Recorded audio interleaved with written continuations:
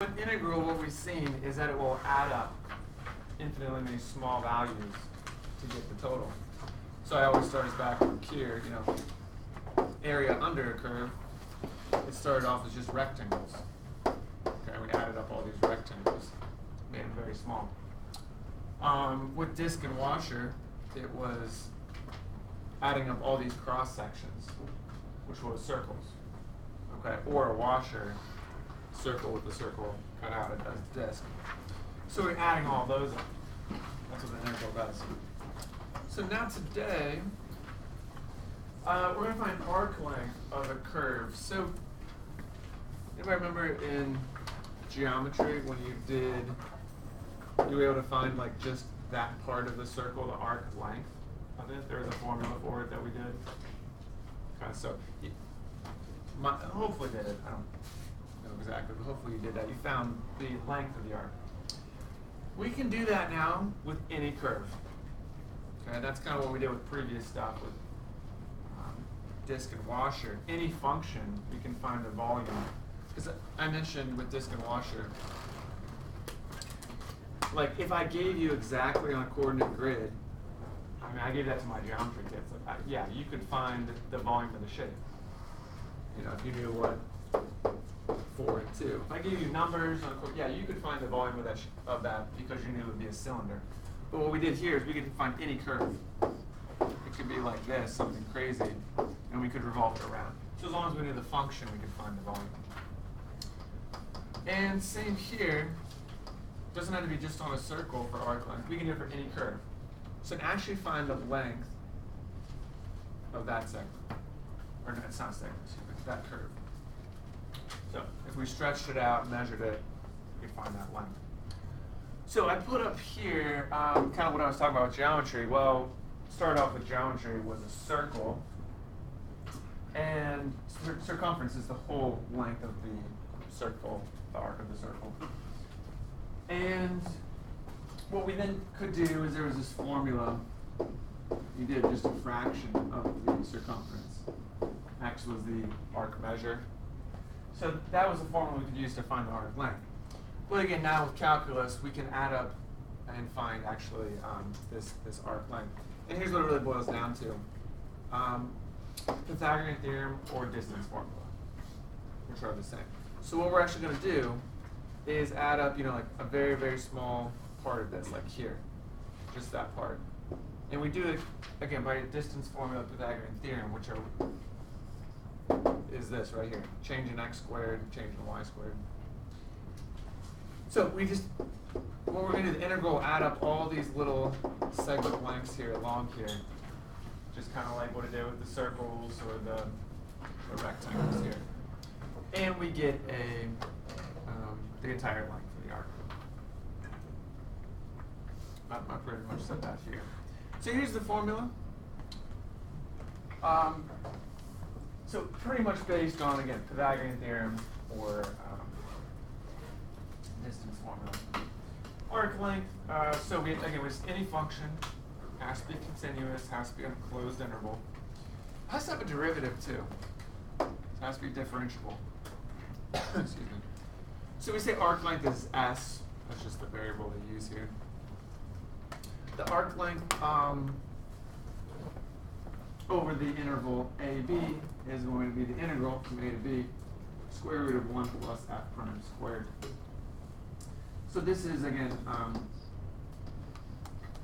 if you did distance formula, or if you can see, like, when you solve Pythagorean theorem, when you used to do values there, we used to be like, excuse me, you didn't have doing a square root, and so you'd have two values in here that were summed, and so it's really based on that. So I'm going to do one quick calculator example and then one other one where we work it out. So let's go off this formula. So we're going to use our calculator. I'm going to set it up, but use our calculator.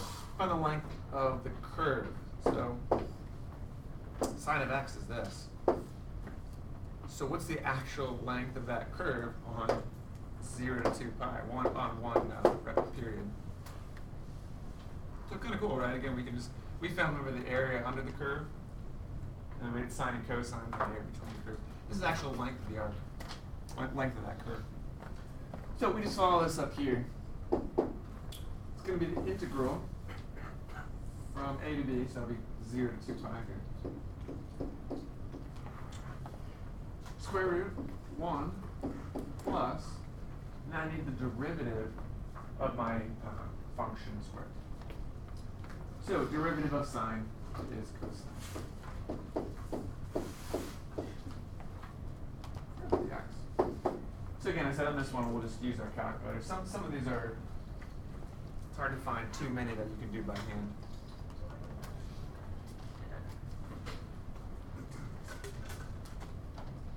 Again, I encourage you to just try it out. I'll put it on.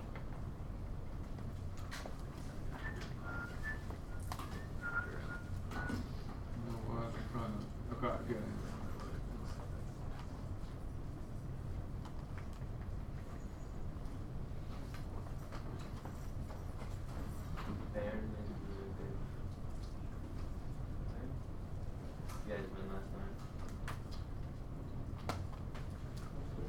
So let's see, I'm going to cosine of x and then squared, because your calculator probably won't be able to do the cosine squared x.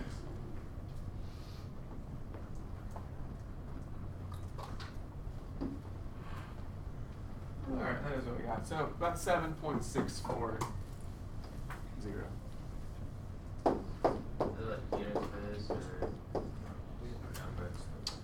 Yeah, it's just units, because it's how long that is, yeah. Wait, so how do you use this in like the real world? Exactly. If you have a curve and you need the length of it. When would that not be? I mean, I'm using this daily. Real life. I'm always finding the distance Going over curves. Yeah. I'm like, hey, look at that snake I see on the screen. Let me find out.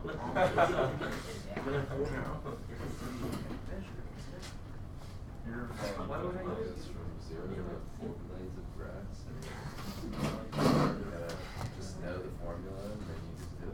Yeah. It's daily application. Yeah, at least I'll give these formulas to you, this one and the next one to you on the test.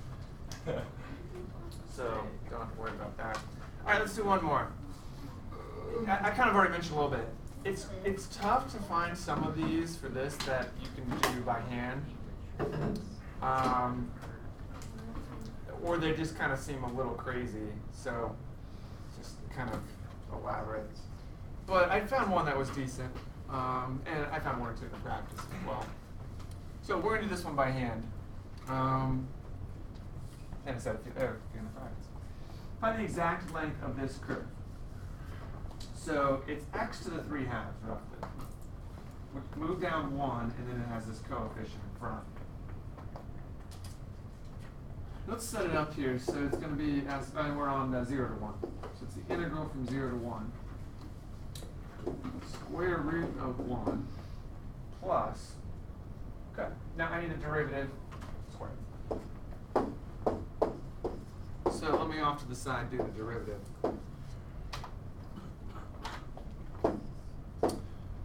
Okay, so derivative, this is just a coefficient, this is a number. So it just comes down. 4 square root of 2 over 3. Okay, then for x to the 3 halves, I'm doing power rule, derivative power rule. So I bring down the 3 halves, multiplying by that. There's the x, then I subtract 1 from 3 halves, so it'll be 1 half. And then derivative of negative 1 is 0. Let me clean this up a little bit. The 3's cancel. And then 4 radical 2 over 2 is 2 radical 2. So, works out decently there. That's the derivative, that's f prime, and that's what I'll put in over here.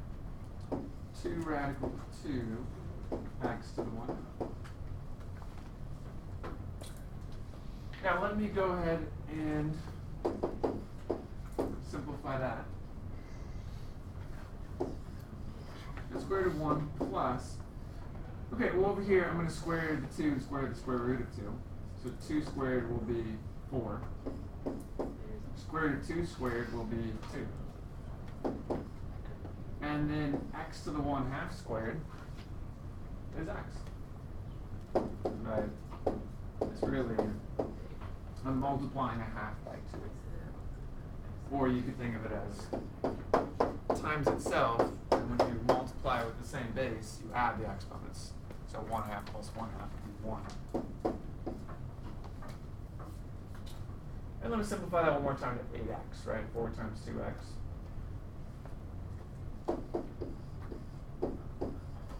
One plus 8x. Okay. Now, I know last one, calculator, you could do it here, but I want us to do this one by hand for a good review.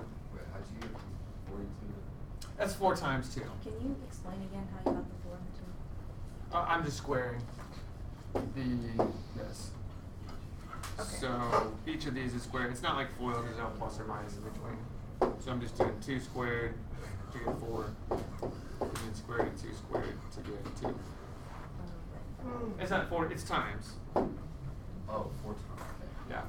Or you could do, I mean, if you did 2 radical 2 squared, even if you did that in your calculator, it'd just tell you 8. If you want to do that. So yeah, that was 4 and 2, and they were multiplied. So we get 8 and then x. Okay, and now it's just a, do the integral problem. Do you know an antiderivative of this? That would be. No. But then we go into u substitution. What can I let u be? Whatever's below. Below? Yeah, like under the square root. Oh, I was thinking inside, but like below the square roots of it, yeah. So this is a good review of u substitution. Let u be the inside, 1 plus 8x. Du, the derivative, is 8. Derivative of 1 is 0, derivative of 8x is 8 dx. There is no 8 dx there, but I can put 1 in. Right? I can make it 8 dx. But if I do that, then I have to take it out with a 1/8. Remember that whole pattern? Yes. So I can put in an 8, sure. But I cancel it out with the 1/8.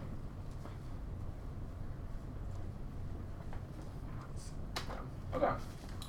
So now I rewrite the 1/8. Let me leave the integral symbol here. I gotta change 0 to 1 in a second. Okay, and it'll be square root of u, because I'm putting u in for 1 plus 8x. And then right here, 8 dx becomes du. So now the right side is all in terms of u, and that's what we want. And the 1/8 is fine. So the last step before we do the antiderivative is change the bounds. So it was 0 to 1, but now I'm making u be 1 plus 8x. So I gotta put 0 and 1 in. Oh, too much. Okay, so I gotta change these. So I'm gonna put 0 in here for x. So I'll do 1 plus 8 times 0. That would be 0 plus 1, yeah, so 1. And then I gotta put in 1. So now I'll do 1 plus 8 times 1. That's 8 plus 1, which is 9. Works out well too because we're doing a square root, and so if we have numbers like 1 or 4 or 9 or 16 perfect squares, that's gonna be good. Okay, let's go ahead and do the antiderivative. This is really u to the 1/2. So antiderivative, capital F, of u, is I bring the 1/8 down. And then again, this is really u to 1/2, and I'll do antiderivative power rule, which adds 1. So add 1, which is 3/2, divided by 3/2. No plus c, because we're going to plug in numbers. Dividing by 3/2 is the same as multiplying by 2/3. So I like to do it like that. Okay, and then this will be 1 times 2 is 2, 8 times 3 is 24. And 2 over 24 will be 112. So right there is really as far as I can go before we could have plugged in numbers up here. I just like to simplify a little first. Okay, so now I just really got to do f of, what was it, 9, and then f of 1.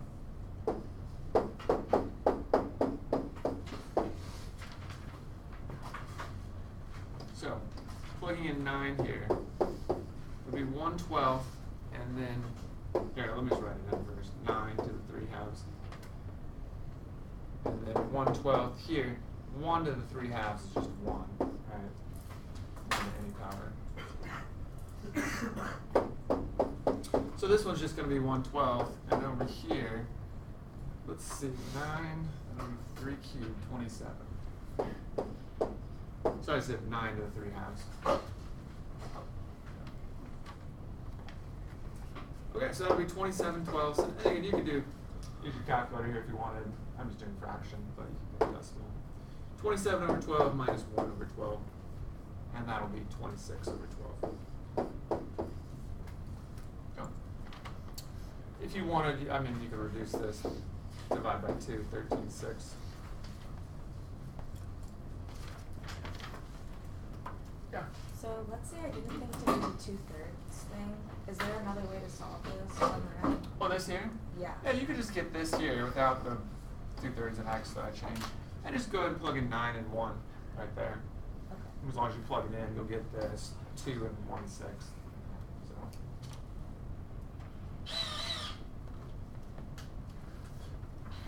So just quick review. Use the formula here. Use the formula. This is the derivative. I squared it and got to here, and this was something I needed to do U substitution for. So really just a good, that's why I threw this one in here. It's a good review of U substitution. So, length of the arc right there for that function. Okay, I'm going to move on to a surface area. Anything else with that though, arc length? I think I just want you to know how to use it. I'll give you that formula in this next one. One more little application of integrals. This is a cool one. It's kind of similar to the disk and wash where you rotate around and find a volume. But this time, instead of finding volume, it gets the surface area of the shape, which is right the area of the figure, the covering. Never liked surface area. It gets the area. Yeah, the formulas for geometry were a little more involved for those. But guys, it's going to be a different formula, but roughly the same idea that's adding up. You know, you take a cross section of whatever shape, and whatever it is, this one's kind of more circular. It'll find the area, surface area of each cross section. Which would be like little discs. So let's see. We're going to call this capital S, the surface area. Capital S. So that's pretty similar. And we're just going to do for this one is around. We're revolving around, rotating a shape around an axis. We're just going to do x-axis for this, and so it'll be this formula. It won't change based on different axes. Oh, and yeah, for this one. When you do this, whatever curve you had here, so it's something like this, it actually becomes truncated cones. Can you see the full cone? Like, if I would have just come out to here, the full cone that it would have been. You break it up into these smaller cones that are. So you chop it off right there, and it becomes shaped like this. So each one of these regions is more of this shape, this truncated, cut-off cone. That's what each of these become. You can get the area of that with this formula and add them all up. Let's see, so a couple of the conditions here are the same. F of x, it's got to be differentiable. F prime you need.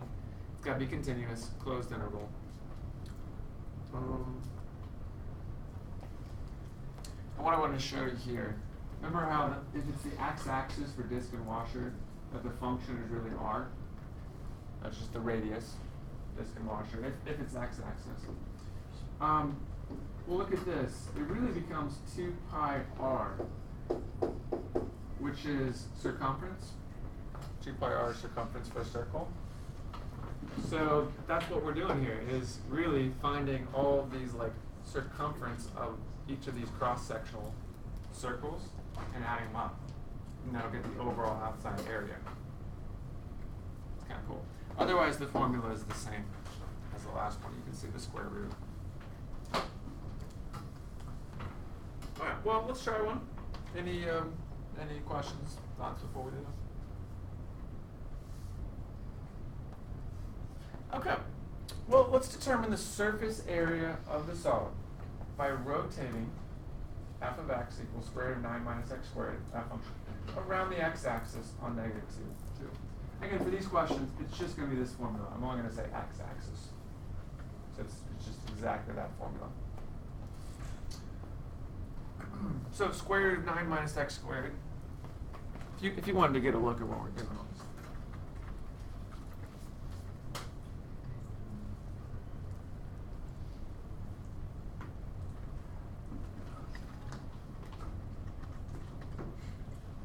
Okay, and what are we on? Oh, -2, 2. Okay, so it becomes this semicircle, and we are on the entire region, and we're revolving this shape around the x-axis. In other words, basically getting a sphere, okay, revolving that around, and finding the surface area. Okay. So capital S, the formula, it's roughly the same. It's just 2 pi, and then we have the function here. So a to b, this is our a to b, -2 to 2. Notice this one, we need the function here and then the derivative here. So the function here, I need square root of 9 minus x squared.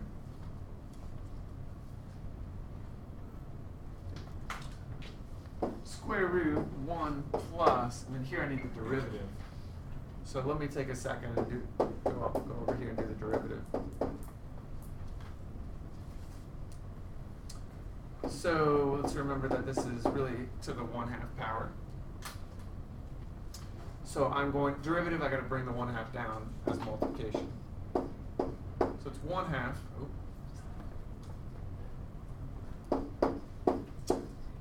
keep the not, this is chain rule. 1/2, 9 minus x squared, I gotta keep that. And I will go ahead and subtract 1. So it'll be -1/2. And then the main chain rule part is I left the inside, but now I need to do u prime. I need to do the derivative of the inside. So the derivative of 9 is 0. The derivative of negative x squared is -2x.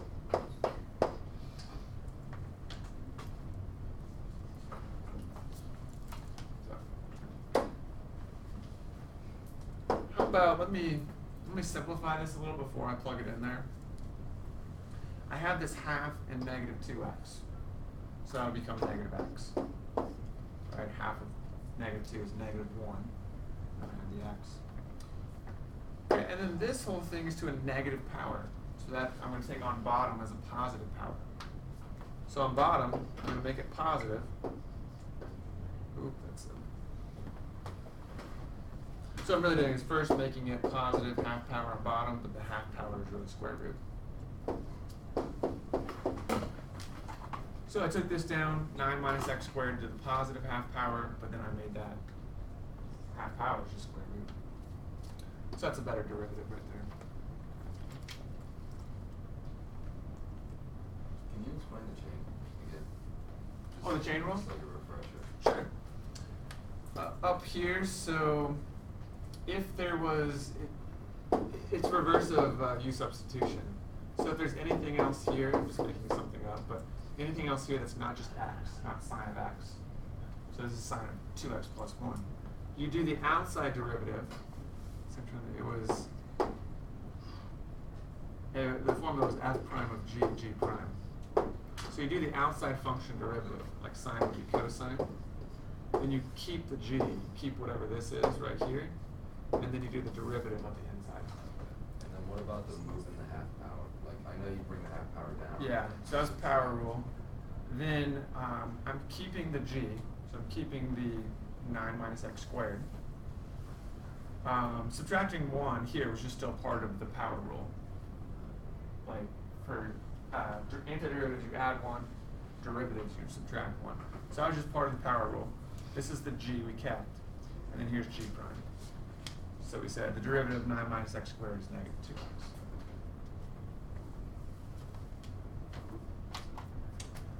So, thank you for the question. Now I'm just going to plug this in here. That's the derivative, and we got to square it just as before. I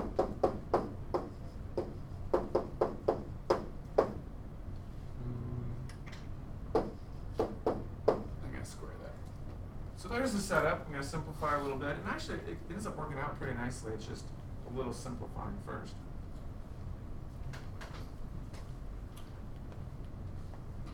So I'm going to keep the 2 pi in the interval here. I'm going to leave this alone for a second. Square root of 9 minus x squared. By the way, that's not 3 minus x. You can't do a square root across subtraction. This is not 3 minus x. Okay, so here, times square root 1. I'm going to square each of these. Right here. So I'm going to square negative x, and that'll be positive x squared. And then I'm going to square the square root on bottom, and it will just become 9 minus x squared.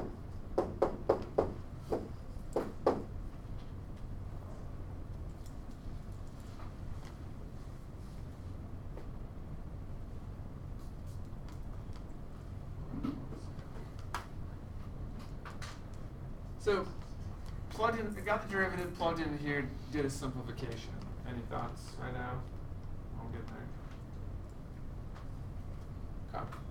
So here's what I'm going to do. I'm going to simplify this inside, and actually it's going to cancel with this in a second. So what I need to do is I have a fraction here with a number. I'm going to add them. So I'm just going to take this off to the side for a minute because I don't want to rewrite all that. So let me just do this off to the side. It's going to be just combining 2 terms and it's adding them as fractions. So I need a common denominator. This one doesn't even have a denominator. So I'm going to multiply by this one, 9 minus x squared, on top and bottom. So that they will have the same denominator. Okay, so I'm multiplying 9 minus x squared over 9 minus x squared, that's 1. That's why I'm allowed to do that. Now they have the same, but times 1, it doesn't do anything to this. But they have the same denominator. So now I can add the numerators. I got 9 minus x squared plus x squared. And certainly those cancel. And so a simpler way to write this is going to be 9 over 9 minus x squared. So again, common denominator, but then I was able to add these 3. The 1 is just x squared, that's gone. Just add those 3 right here, and those 2 cancel out. So now I'm going to put this one back in.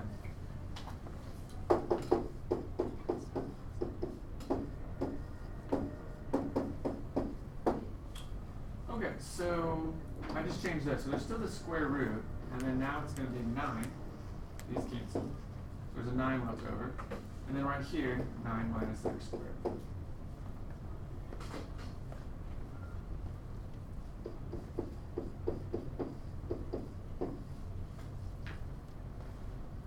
Okay, one more step, and then it's going to be kind of pretty easy to finish up here.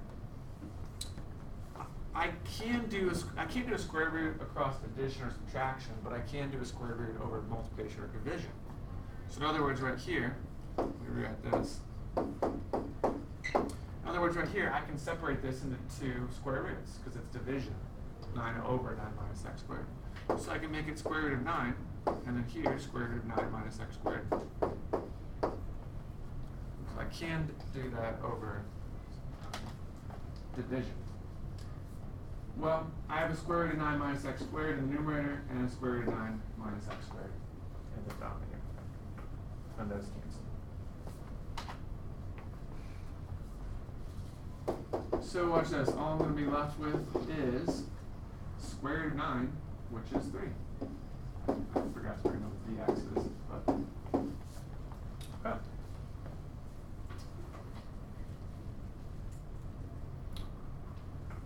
So basically, a lot of work on that one just to get to where I can do the antiderivative. So now I can. Capital F of x this time. What's the antiderivative of 3? 3x. Antiderivative, right? Yeah. Integral means find the antiderivative. I do need this 2 pi. Well, forgot about that. I gotta bring that down, sorry. 2 pi and then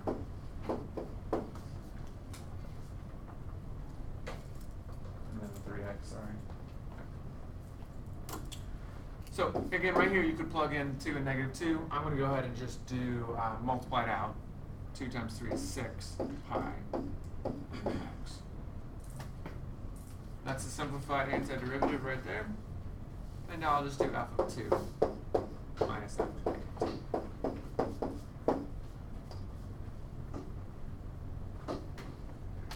So plugging in 2 here for x. Right, I'll have 6 pi times 2, which is 12 pi, minus plugging in negative 2 will be negative 12 pi.